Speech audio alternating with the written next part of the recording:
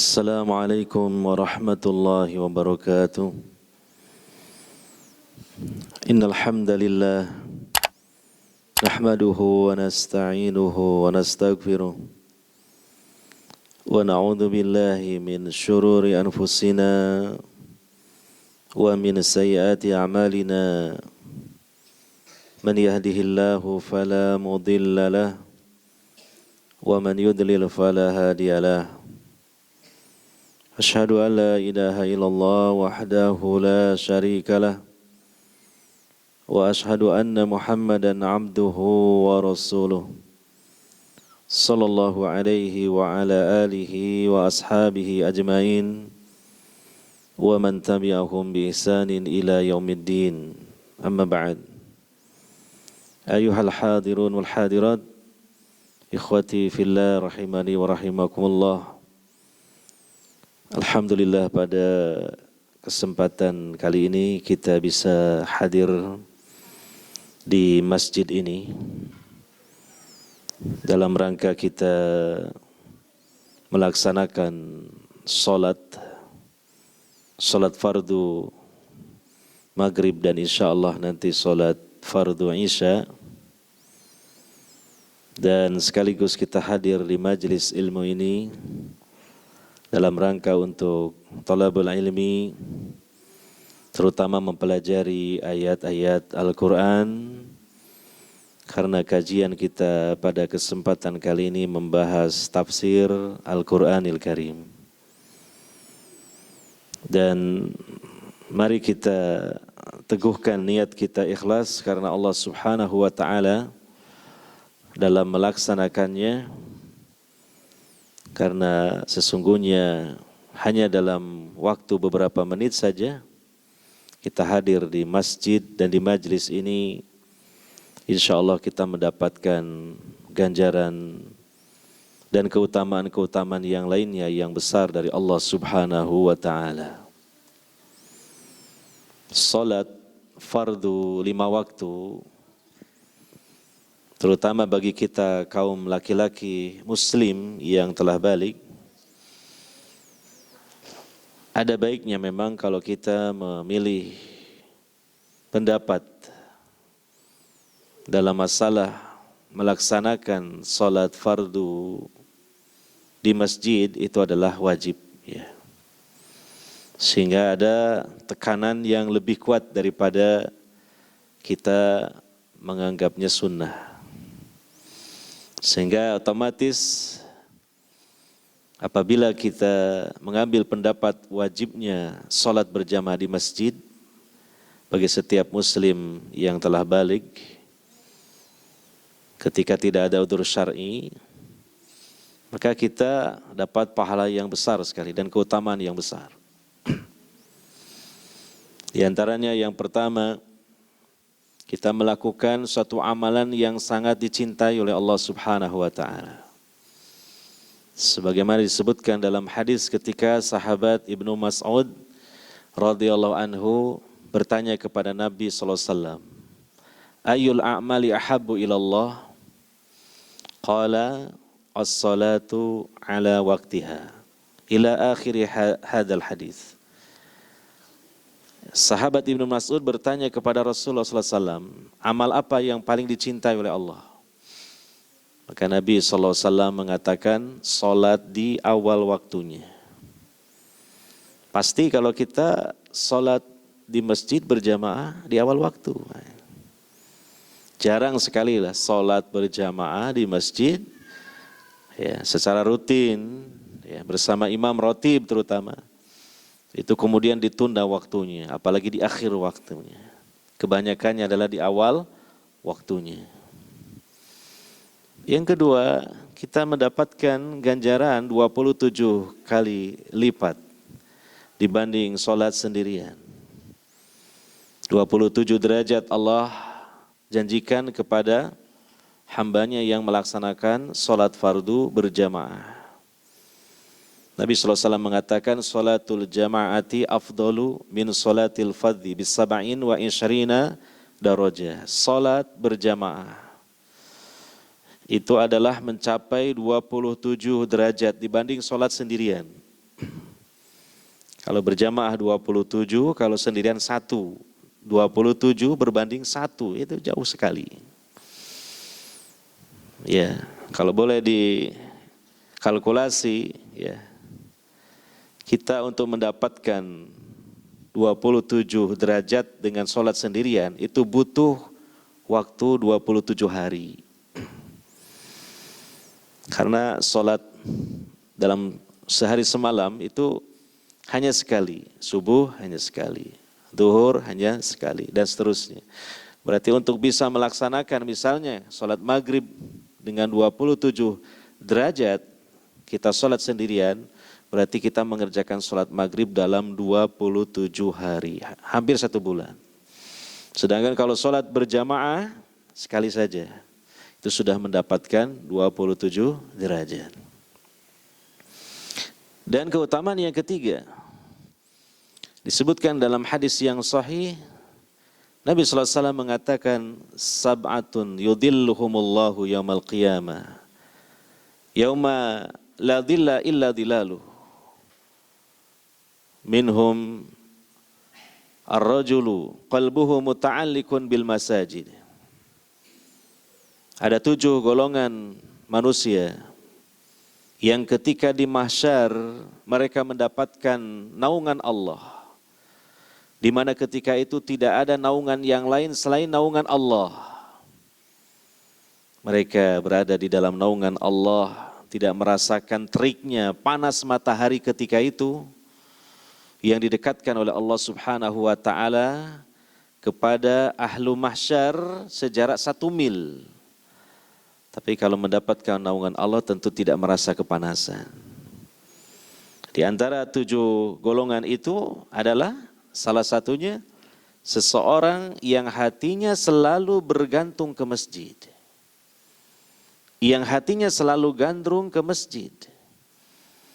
Nah, kalau kita memiliki pendapat dalam fikih solat berjamaah bahwa bagi setiap muslim dewasa hukumnya wajib di masjid, tentu kita dalam sehari semalam terus hati kita gandrung ke masjid, terkait ke masjid. Setelah melaksanakan sholat maghrib misalnya berjamaah di masjid, kita sudah siap-siap nanti sholat isya-nya juga di masjid berjamaah. Setelah sholat isya kemudian istirahat tidur, nah, jangan sampai kebablasan, sholat subuhnya pun berjamaah di masjid. Setelah sholat subuh, ya, bersiap-siap juga nanti, ya, setelah matahari tergelincir dari posisi tengahnya di siang hari, bersiap-siap untuk melaksanakan sholat berjamaah di masjid dan seterusnya. Berarti masuk kategori seseorang yang hatinya muta'alliq, bergantung, terkait, gandrung dengan apa? Masjid. Tatkala dia mungkin sedang bekerja, naik kendaraannya, maka dia akan selalu melihat jam berapa sekarang, jam berapa sekarang. Ya, dia selalu, ya, bersiap-siap untuk bisa melaksanakan sholat berjamaah di masjid. Nah, itu alhamdulillah, itu adalah bagian dari ibadah yang sangat agung, ya. Apalagi sholat adalah ibadah yang sangat agung, yang besok di hari akhirat yang pertama-tama dihisab dari seorang hamba. Dan jika sholat itu dinilai baik oleh Allah, maka amalan yang lain pun dinilai baik. Tapi sebaliknya jika sholat itu dinilai jelek oleh Allah, maka demikian pun amal yang lainnya dinilai jelek. Maka ini salah satu andalan kita di akhirat. Oleh karenanya kita berusaha untuk bersungguh-sungguh, berdisiplin, selalu melaksanakan sholat fardu 5 waktu secara berjamaah di masjid-masjid. Hadirin wal hadirat yang dimuliakan oleh Allah Subhanahu wa ta'ala. Kita lanjutkan kajian tafsir Al-Quranil Karim. Masih membahas surah Ali Imran, dan ayat-ayat yang masih kita bahas ini masih berkaitan dengan jihad Rasulullah SAW dan para sahabat di perang Badar dan perang Uhud. Dan ada banyak pelajaran serta hikmah yang dapat kita petik dari peristiwa perang Badar dan perang Uhud itu. Ayat yang ke-156 ya. A'udzubillahi minasyaitonirrajim. Ya ayyuhalladzina amanu la takunu kalladzina kafaru wa qalu li ikhwanihim idza darabu fil ardi aw kanu guzza law kanu indana ma matu wa ma qutilu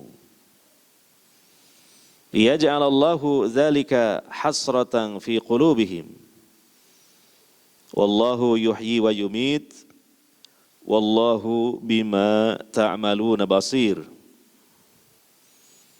Hai orang-orang yang beriman. Nah, ini khitabnya, artinya ayat ini ditujukan kepada hamba-hamba Allah pilihan, yaitu orang-orang yang beriman. Janganlah kalian seperti orang-orang kafir yang mengatakan kepada saudara-saudaranya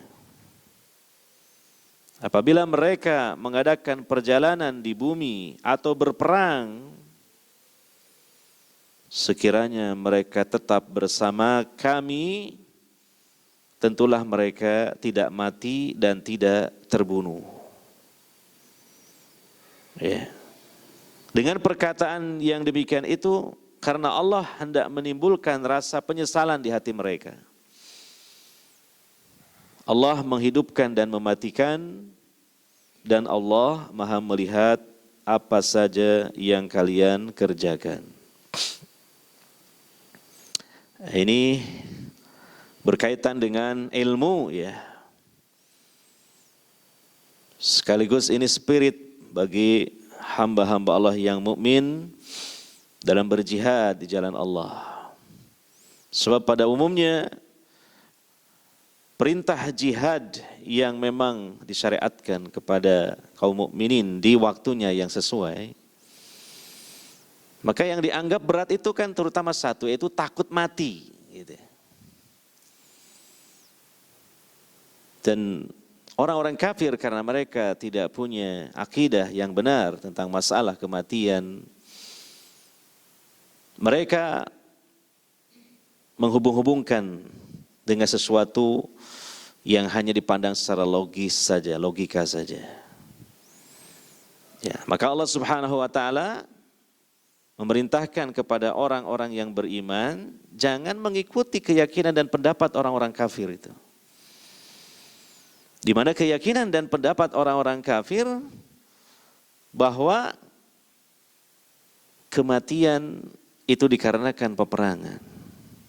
Dan mereka mengatakan seandainya tidak pergi melakukan perjalanan atau tidak berperang, tinggal saja di rumah, maka tidak akan mati. Ya, ini sebuah kekeliruan. Kematian terjadi tidak ada lagi sebabnya kecuali karena memang sudah takdirnya. Kematian tidaklah terjadi melainkan karena seseorang didatangi malakul maut yang mencabut nyawanya sesuai dengan takdirnya. Gitu. Ya. Nah ini yang dimaksud dengan orang-orang kafir pada ayat ini, ya, diantaranya ketika itu dalam peristiwa ya, perang Uhud banyak para sahabat yang gugur sebagai syuhada. Maka berujarlah orang-orang munafik dan di antara pemuka mereka adalah Abdullah bin Ubay bin Salul. Mereka kemudian menyalah-nyalahkan apa yang telah terjadi menimpa kaum muslimin. Coba saja kalau tidak berangkat jihad, itu mereka tidak akan terbunuh. Ya. Padahal masalah kematian itu berkaitan dengan takdir. Berapa banyak orang yang berangkat berjihad di jalan Allah, bahkan berulang-ulang mengikuti jihad di jalan Allah, kalau memang takdirnya tidak mati di dalam peperangan, ya, di medan jihad, ya tidak mati. Tapi mati di tempat yang lain dan di kesempatan yang lain. Contohnya ada beberapa sahabat yang mereka adalah bahkan panglima-panglima perang dan hidup mereka adalah penuh dengan peperangan. Di masa jahiliyah mereka suka berperang. Di masa setelah masuk Islam mereka berperang dan masuk dalam jihad fi sabilillah.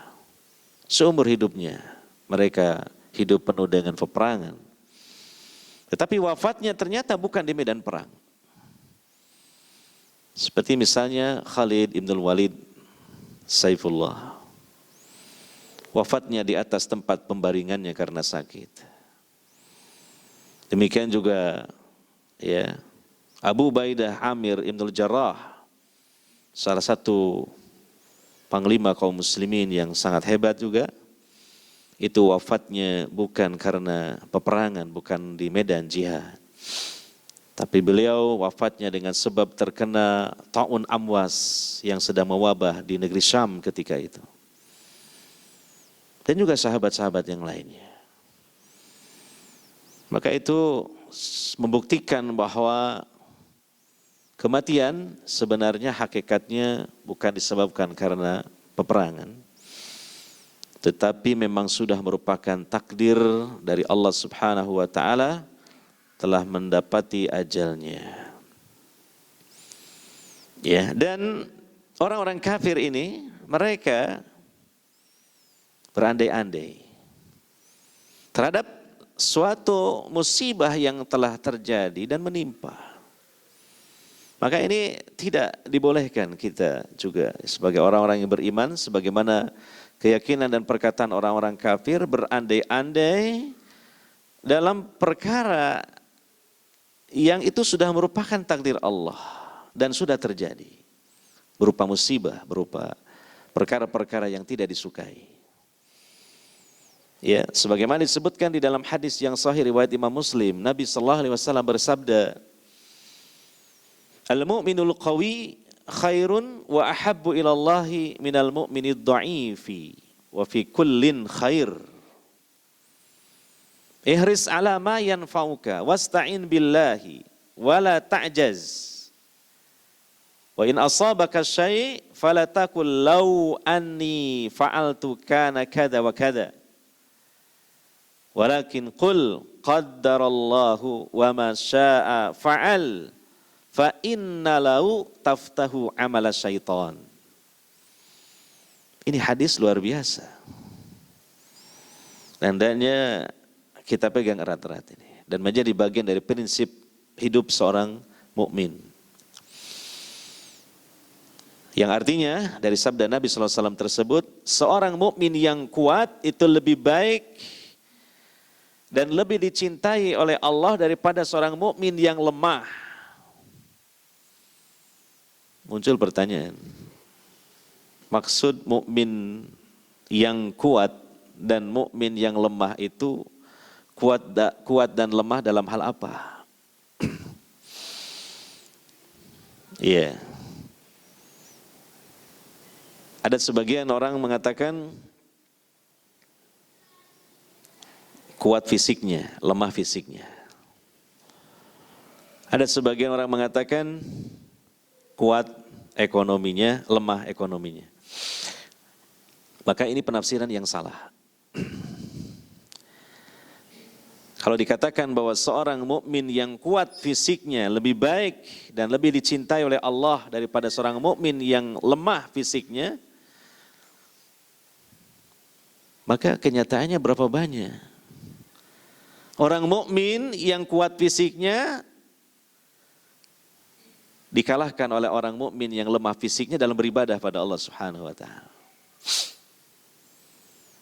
Ada orang sudah tua renta, jalannya aja mungkin sambil ya pelan-pelan gitu karena sudah rapuh tulangnya, bahkan sudah bungkuk postur tubuhnya. Dia selalu berjamaah di masjid untuk melaksanakan sholat. Walaupun jalannya pelan, dia berangkat mungkin sebelum azan dikumandangkan. Ya, tapi berapa banyak para pemuda muslim yang dia tidak sholat di masjid, padahal fisiknya kuat. Ya, ini berarti bukanlah penjelasan yang benar bahwa yang dimaksud dengan apa? Kuat dan lemah di sini, kuat dan lemah fisik. Ya, anak muda banyak yang tidak sholat berjamaah di masjid. Ya, padahal kuat fisiknya. Buktinya kalau dia mendaki gunung Rinjani ditaklukkan sama dia. Berangkat dari sini ke Lombok, kan jauh. Rinjani katanya ditaklukkan, tapi dia tidak pernah datang ke masjid untuk sholat berjamaah.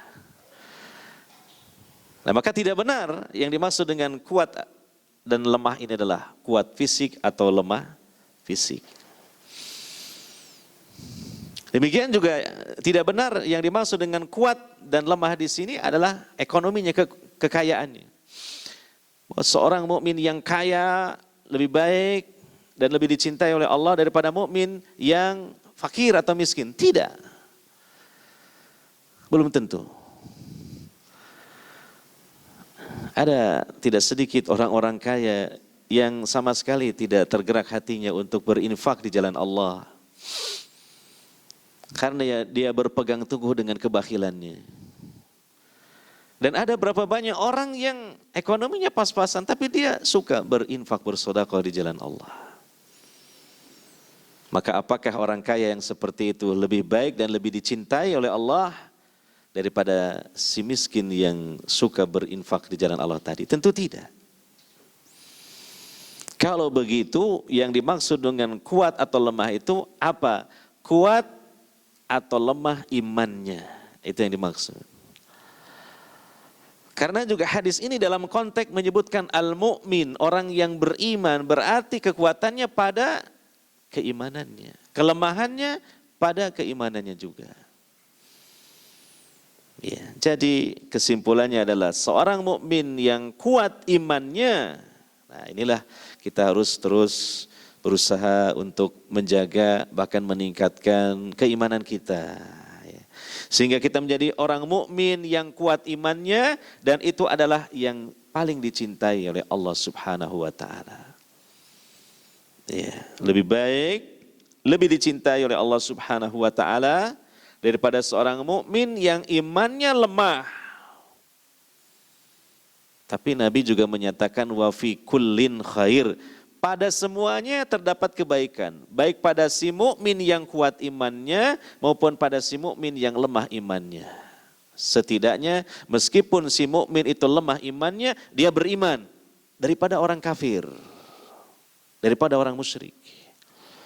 Supaya tidak ada persepsi bahwa kalau begitu orang mukmin yang imannya lemah enggak ada baiknya sama sekali. Tidak juga.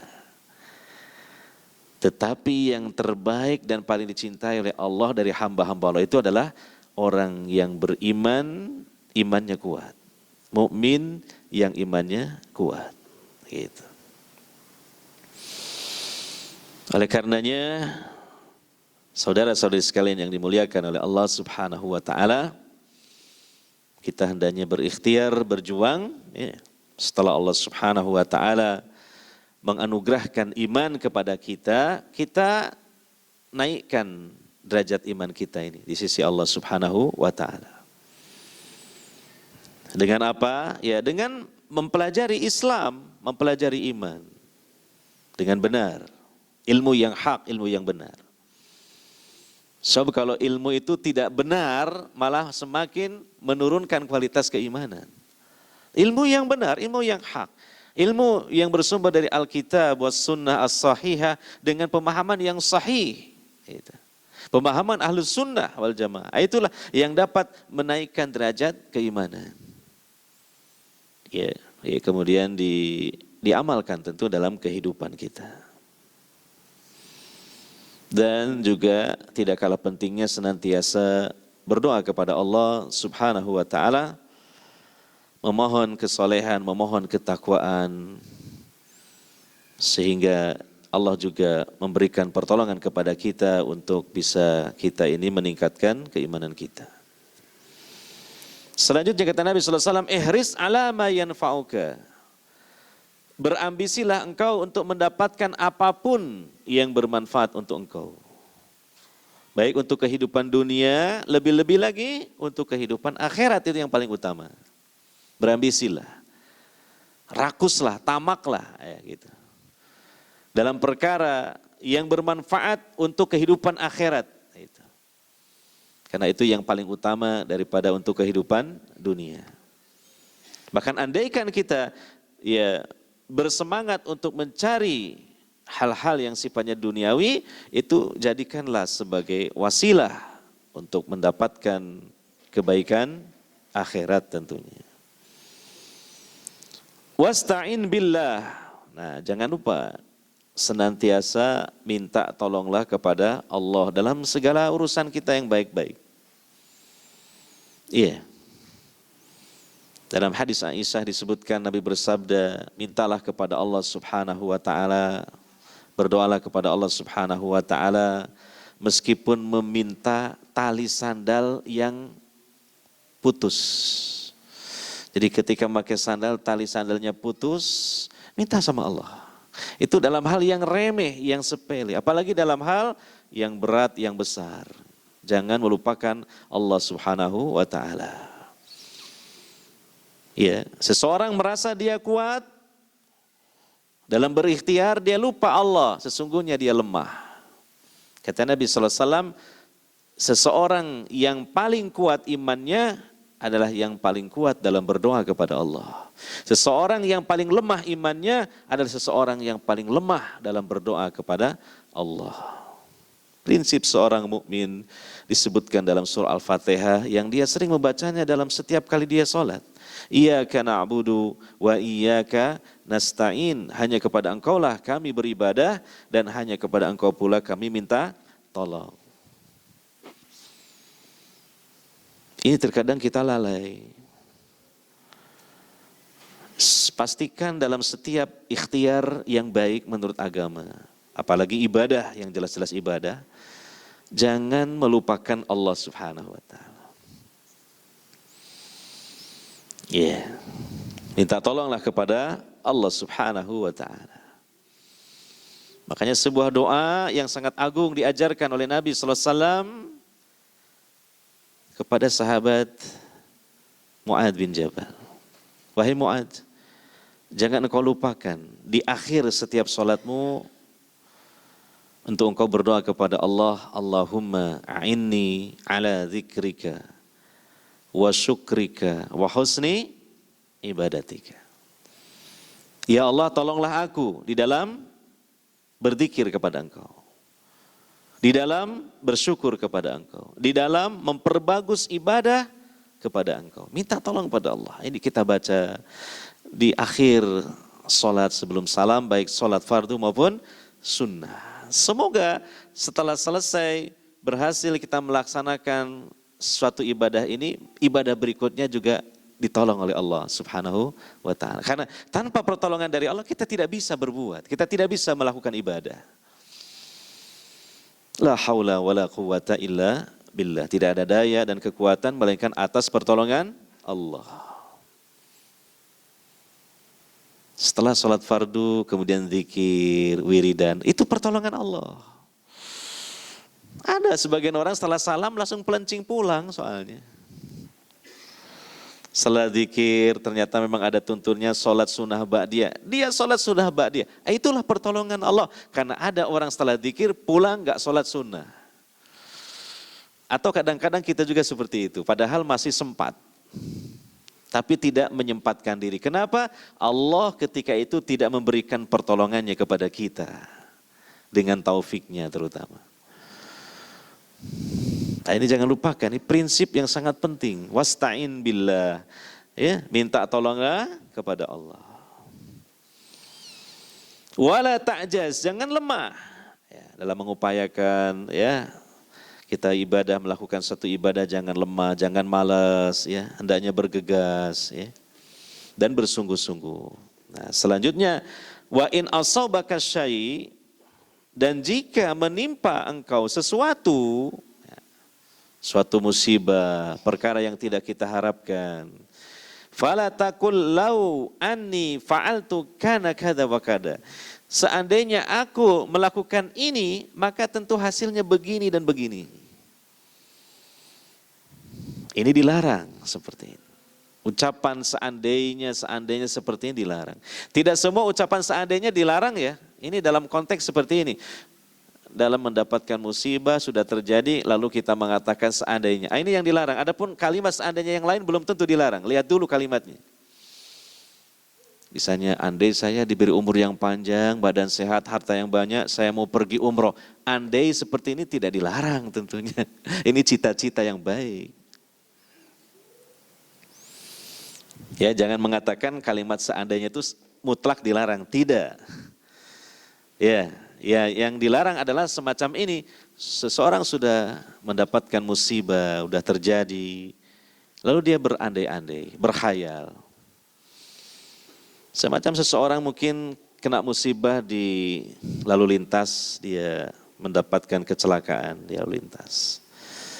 Kemudian dia setelah itu mengatakan, seandainya saya tadi nggak berangkat, mungkin selamat. Nah, gitu. Seandainya mungkin saya tidak seperti ini. Nah, ini yang dilarang. Gitu. Kenapa dilarang? Nah, Nabi SAW dalam kelanjutan sabdanya mengatakan, fa inna lahu taftahu amala syaitan. Ucapan seandainya ya, dalam konteks seperti tadi itu membuka perbuatan setan. Apa yang dimaksud dengan perbuatan setan? Mungkin was-was, mungkin penyesalan. Lah penyesalan ini yang membuat dia semakin menderita.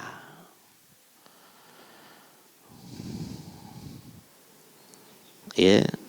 Sebagaimana Allah berfirman di ayat yang sedang kita bahas ini. Di surah Ali Imran ayat 156. Ya. Ketika orang-orang kafir mengatakan atau orang-orang munafik mengatakan kepada saudara-saudara mereka apabila mereka melakukan safar di muka bumi. Atau mereka berperang, seandainya mereka itu tidak berangkat safar atau tidak berangkat perang, tapi bersama kami di sini di kampung halaman kami, tidaklah mereka mati, tidak juga mereka terbunuh. Ini kan mereka mengucapkan seandainya ini. Maka apa? Liyaj'alallahu dzalika hasratan fi qulubihim. Ya. Dengan perkataan yang demikian itu, karena Allah menginginkan untuk menimbulkan rasa penyesalan di hati mereka. Nah ini namanya membuka perbuatan setan. Jadi orang itu jadi menyesal sekali. Akhirnya apa? Semakin terpuruk dia dalam kesedihan ketika telah mendapatkan musibah. Nah ini yang harus diwaspadai. Apalagi kalau sudah kena musibah itu seseorang mungkin kadang-kala berkurang kecerdasannya. Karena kalut, karena dia betul-betul sedang ya dalam keadaan yang terpuruk. Ya. Oleh karenanya di sini saudara-saudaranya lah yang hendaknya memberikan nasihat, memberikan keteguhan hati, dan memberikan motivasi atau dorongan. Ya, seandainya ini kita menjalani pengobatan ini, bukan yang ini, tentu nyawanya terselamatkan. Ini yang tidak boleh ucapan seperti itu. Maka saudaranya menasehati, tidak usah mengatakan seperti itu. Anda sudah berikhtiar, Anda sudah berdoa, bahkan Anda telah bertawakal. Inilah keputusan Allah. Insya Allah ini yang terbaik buat Anda hadapi minimal sabar.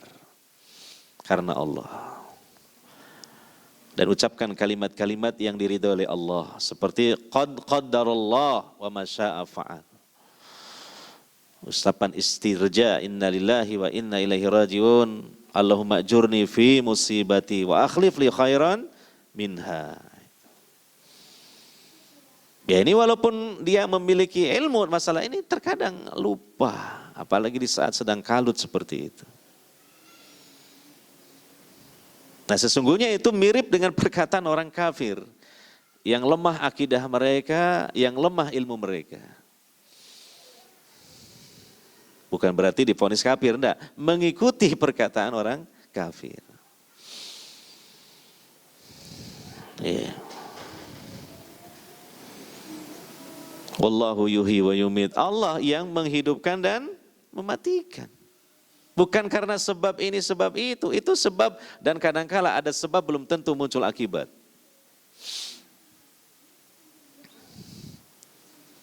Atau kadangkala Allah menghendaki tidak ada sebab muncul akibat. Ada di alam semesta seperti itu. Kelahiran Nabi Isa itu tanpa ada sebab yang lumrah. Hanya dari seorang wanita dia terlahir. Tidak seperti umumnya manusia terlahir karena sebab ada bapak, ada ibu. Kalau Nabi Isa ibu saja. Nah, ini kan Allah memberikan pelajaran kepada kita. Ya, tidak ada sebab muncul akibat. Ada sebab tidak muncul akibat. Contoh, Nabi Ibrahim dibakar. Ada sebab dibakar tapi tidak muncul akibatnya. Dia selamat, sehat walafiat, tidak terbakar. Semua itu adalah pelajaran dari Allah Subhanahu wa ta'ala. Termasuk berkaitan masalah kematian, nah itu memang Allah yang mentakdirkan dan menghendaki. Maka Allah menyatakan dalam ayat ini, wallahu yuhyi wa yumitu, dan Allah yang menghidupkan dan juga yang mematikan. Seseorang terlibat dalam peperangan yang dahsyat, bahkan dia mendapatkan banyak luka.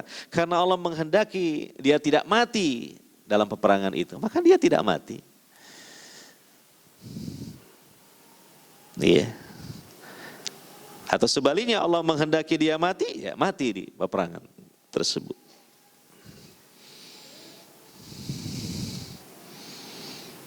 Ya. Ya tentu juga sisi lain kan kita diperintahkan oleh Allah untuk ikhtiar. Ya. Meniti sebab-sebab yang sifatnya kauniyah maupun juga tentunya yang syar'iyah. Kauniyah dan harus syar'iyah. Syar'iyah artinya yang halal gitu. Kauniyah ya memang secara pengalaman ada kaitannya.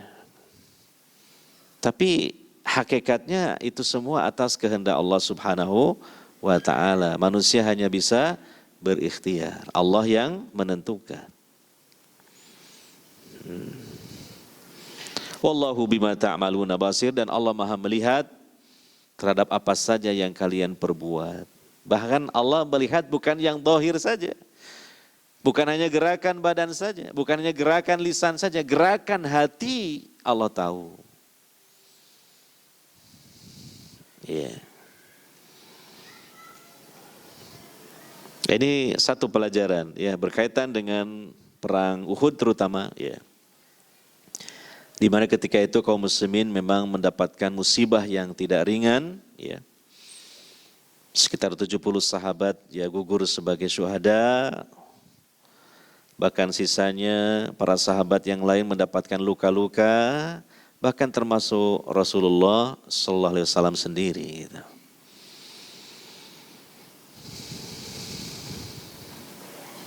Nah kemudian kelanjutannya di ayat 157, wala in kutiltum fi sabilillahi aw muttum lamaghfiratum minallahi wa rahmatun khairum mimma yajma'un. Dan sungguh sekiranya kalian gugur di jalan Allah atau mati, ya mati dalam selain di jalan Allah mungkin safar ya, bukan dalam peperangan, ya maka sungguh Allah memberikan ampunan dan rahmatnya. Ya, pastilah ampunan Allah dan rahmatnya lebih baik bagi kalian daripada apa yang mereka kumpulkan. Yang dimaksud dengan apa yang mereka kumpulkan adalah harta rampasan perang. Ya, jadi seseorang mati syahid itu lebih baik lagi daripada dia hidup mendapatkan kemenangan. Ya, itu kematian yang terbaik dan mendapatkan ampunan serta rahmat dari Allah Subhanahu wa ta'ala. Nah, ini bagian dari ilmu tentang jihad fi sabilillah. Baik puncak-puncaknya jihad yaitu qital, peperangan dengan persenjataan, ataupun jihad-jihad di bawahnya yang intinya adalah menegakkan kalimat Allah Subhanahu wa ta'ala. Seperti dakwah, mengajarkan ilmu agama Islam, ya. Itu bagian dari jihad. Atau yang ganjarannya setara dengan jihad, seperti seorang mukmin mencari nafkah, bekerja yang halal. Ya, itu kan disebutkan dalam hadis Nabi sallallahu alaihi wasallam ganjarannya setara dengan jihad fi sabilillah, tapi tentu tidak selevel dengan jihad fi sabilillah dalam artian qital, peperangan. Ya. Maka perlu dipasang niat gitu ya, yang benar, yang sesuai dengan syariat gitu. Seperti antum bekerja ya, bekerja. Apalagi keluar rumah berkendaraan penuh resiko lah ya. Satu hal jangan dilupakan niatnya gitu lah. Jangan semata-mata pokoknya saya itu cari uang gitu lah. Bukan cuma semata-mata aku loh sayang sama istri dan anakku. Kalau mereka tidak makan gimana? Bukan sekedar itu. Kalau bisa, ya pasti bisa lah. Ini menjalankan perintah Allah, memberikan nafkah yang wajib. Pertama untuk diri sendiri. Allah perintahkan kita menafkahi diri sendiri wajib. Ya. Supaya kita menjaga keberlangsungan hidup kita. Dan hidup kita adalah untuk ibadah kepada Allah Subhanahu wa ta'ala. Yang kedua, menafkahi keluarga yang menjadi tanggungan kita, terutama anak dan istri kita. Ini menjalankan perintah Allah Subhanahu wa ta'ala. Cuma wasilahnya dengan cara bekerja. Ghoyahnya, tujuannya menjalankan perintah Allah Subhanahu wa ta'ala. Ini yang jangan sampai dilupakan. Ghoyahnya ini jangan sampai dilupakan. Hanya melihat wasilahnya saja.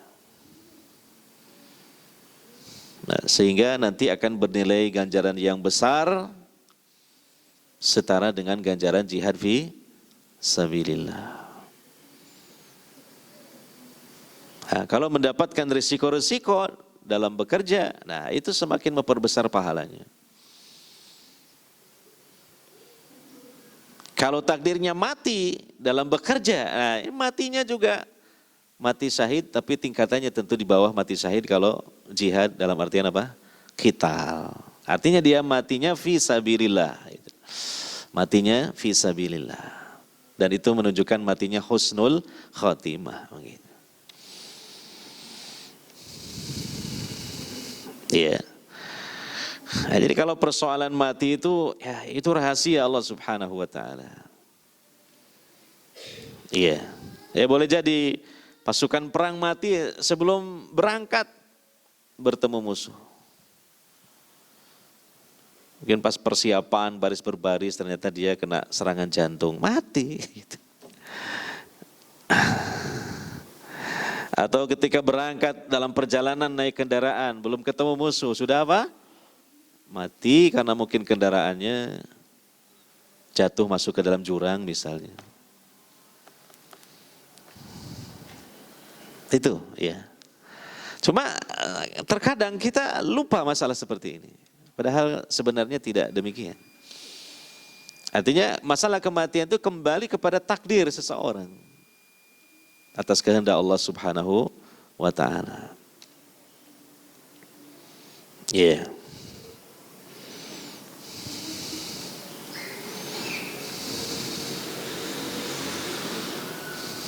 Ya kita tahu ya Ustadz Abu Sa'ad rahimahullah.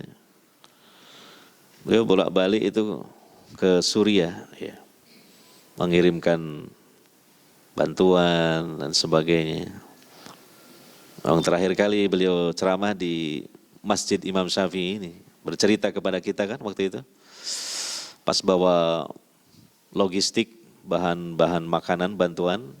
Pakai truk-truk. Tiba-tiba diserang oleh mortir-mortir musuh. Gitu. Rezim Bashar Assad. Dimortir. Sudah hampir kena mobil. Kena mortir. Tapi ya, selamat.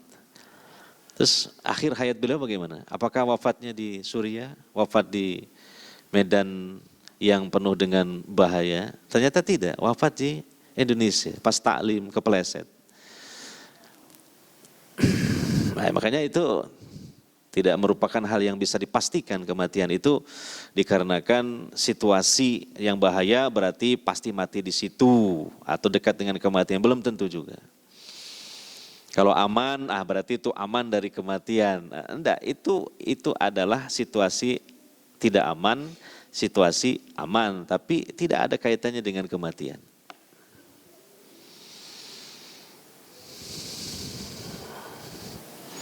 Kematian kadang ada sebab, dan sebab itu banyak sekali. Dan kadang kematian tanpa sebab. Pernah dengar orang meninggal dalam keadaan tidak ada sebab lah, sehat, bukan kecelakaan, bukan. Sering kita dengar berita. Teman saya di daerah Tarik sana, sore hari bercengkrama dengan istrinya gitu, ngobrol. Duduk di atas kursi, kemudian istrinya pamit sebentar ke belakang. Begitu istrinya balik, suaminya sudah wafat, terjungkal ke depan, sudah wafat. Dicabut nyawanya oleh malakul maut. Ada sebagian orang tidur sehat, waktu berangkat itu sehat. Ternyata itu tidur selama-lamanya. Artinya mati kecilnya berlanjut kepada mati besar. Tidak bangun lagi.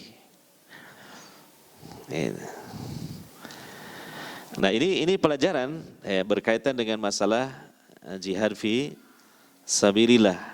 Jadi secara khusus Allah membantah ya kekeliruan berupa keyakinan dan perkataan orang-orang kafir ya.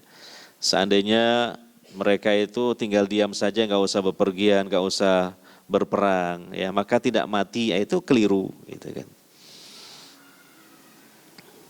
Dan jika memang seseorang itu ya, mati dalam contohnya jihad fisabilillah dengan niat yang tetap ikhlas dan menjalankan jihadnya juga benar sesuai syariat, nah maka Allah janjikan ganjaran-ganjaran yang istimewa sekali.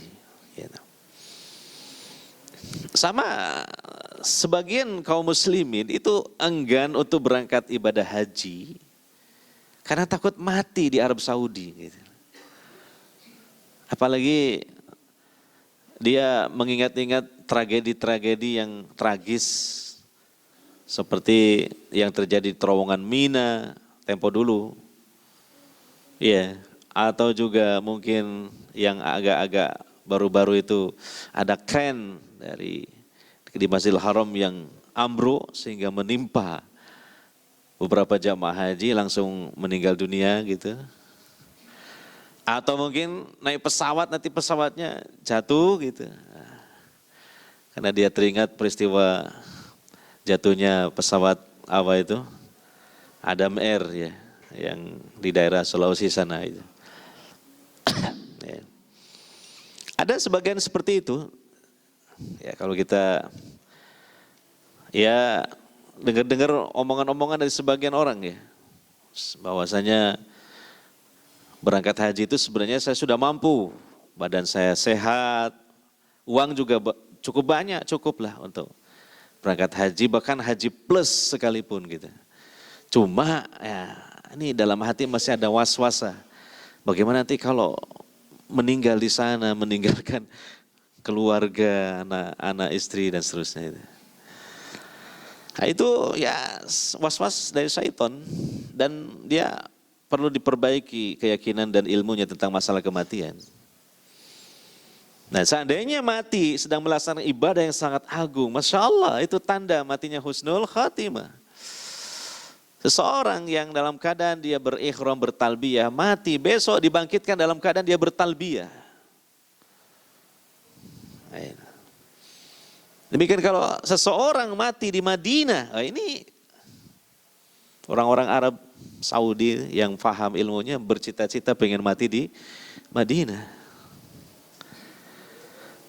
Karena dalam hadis dikatakan ya Kalau kalian ingin mati, kalau kalian menginginkan kematian yang baik, maka matilah di Madinah. Karena akan mendapatkan syafaat dari Allah Subhanahu wa taala yang mati di Madinah dalam keadaan muslim dan mukmin. Makanya ada banyak orang-orang Saudi yang sudah purna kerja, yang sudah pensiun, itu memilih berdomisilinya di Madinah. Mereka berbondong-bondong pindah rumah dari berbagai kota untuk tinggal di mana? Di Madinah. Harapannya ingin menghabiskan masa tuanya sampai wafatnya di Madinah. Karena ada hadis yang wafatnya di Madinah dari kalangan kaum mukminin mendapatkan apa? Syafaat. Nah, apalagi kalau orang sedang melaksanakan haji umroh, kemudian kan ada kunjungan ke Masjid Nabawi, berarti dia ke kota Madinah. Ya, nah, kemudian misalnya wafat di sana. Ini adalah hal yang sangat utama sekali. Gitu. Yang gitu. Jadi ini kita harus belajar juga ya masalah kematian ini, karena ya terkadang hanya menggunakan perasaan saja dan pikiran kita saja masalah kematian ini. Iya kan?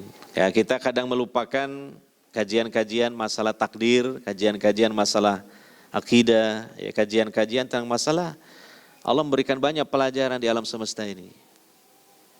Iya.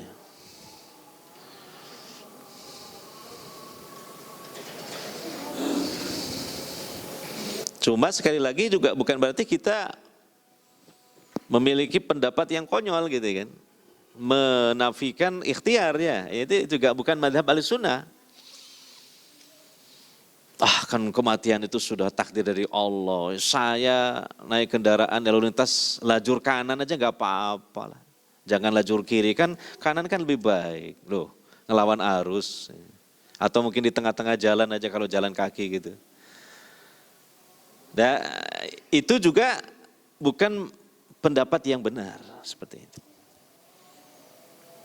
Karena Rasulullah SAW pun dan para sahabat, ya, dalam perang Uhud, beliau sudah maksimal menjalankan ikhtiar. Bahkan sebelum Rasulullah dan para sahabat berangkat menyongsong pasukan musyrikin dari Mekah hingga ketemu di Gunung Uhud, itu Rasulullah bermusyawarah dulu. Sehingga muncul dua pendapat. Ya, dari kalangan yang tua-tua mereka mengatakan kita diam saja di rumah-rumah kita di Madinah ini, biarlah pasukan musuh yang masuk ke Madinah, anggap saja mereka masuk ke perangkap kita. Lalu setelah masuk ke kota kita, kita lempari dengan anak-anak panah, dengan tombak begitu. Kan kita yang paling paham situasi kampung kita. Nah, ternyata pendapat yang kedua muncul dari para pemuda terutama. Tidak demikian Rasulullah, kita song-song saja kedatangan mereka. Jangan menunggu beresiko.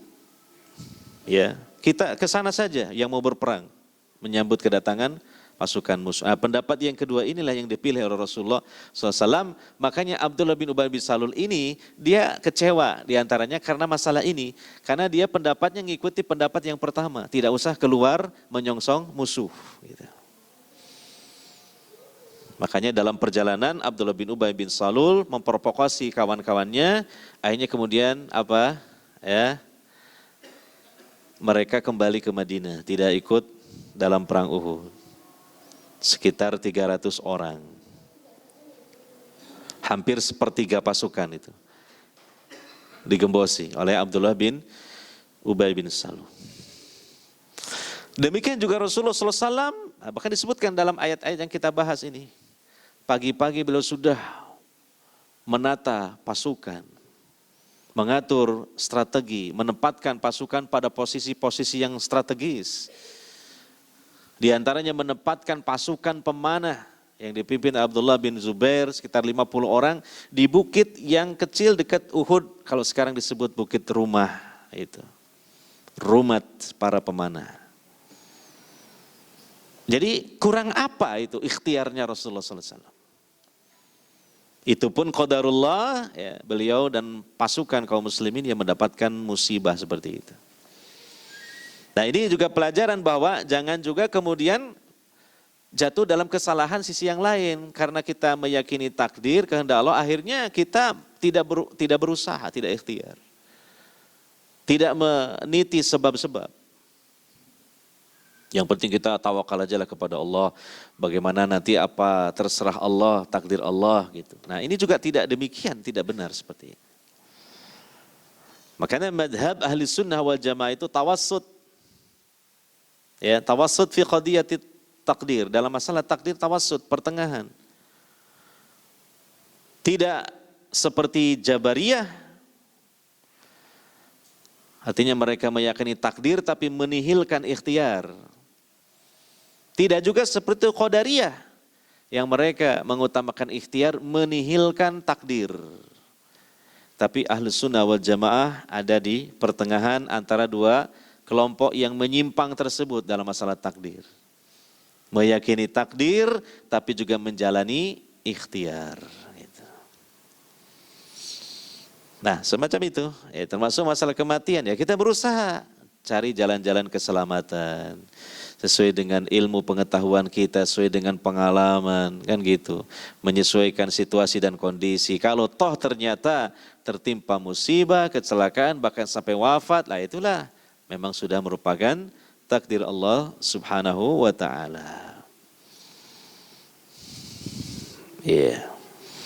Sehingga di posisi tengah itulah yang kemudian tenang hati seseorang. Ya, tidak perlu menyalah-nyalahkan berlebihan dirinya sendiri karena dia sudah ikhtiar. Tidak terpuruk dalam penyesalan karena ini sudah takdir Allah. Itulah yang menenteramkan jiwa seorang mukmin. Ya. Hadirin wal hadirat yang dimuliakan oleh Allah Subhanahu wa taala, mungkin sampai di sini dulu kajian kita. Pada kesempatan kali ini sudah datang waktu sholat Isya. Insyaallah kita bahas kembali di waktu atau di kesempatan yang akan datang insyaallah. Subhanakallahumma wa bihamdika asyhadu an la ilaha illa anta astaghfiruka wa atubu ilaik. Wassalamualaikum warahmatullahi wabarakatuh.